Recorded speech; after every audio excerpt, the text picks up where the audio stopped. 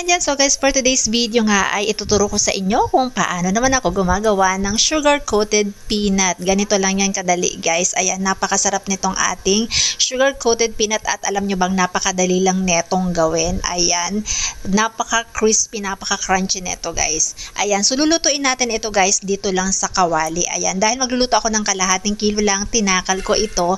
Bali, ang kalahating kilo ay 3 baso ng, ayan, itong baso na to. Tapos, 3 baso din ng tubig. So, equivalent sila ng 3 lang ha.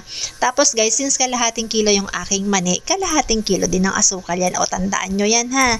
Ayan. Tapos guys, lutuin lang natin ito ng ganito. Continuous lang ang paghahalo niyan. Ayan, alalay lang din yung apoy niyan ha.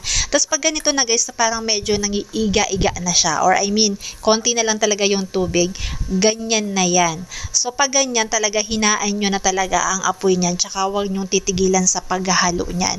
Alam nyo kung bakit? Mabilis na lang yan guys na maluto. So, ito na siya guys. O, ganyan na siya. Ayan, nag-dry na nga siya.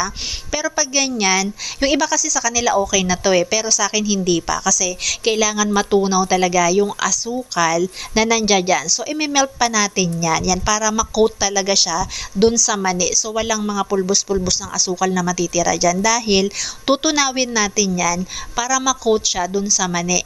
Hanggang sa maging ganito na yan guys. O ayan ha. Dapat ang apoy nyo dito ay mahinang-mahina na lang para hindi masunog yung mani nyo or pumait ba siya. Kasi hindi maganda kapag mapait siya guys. So nakita nyo ganyan na yan guys ha.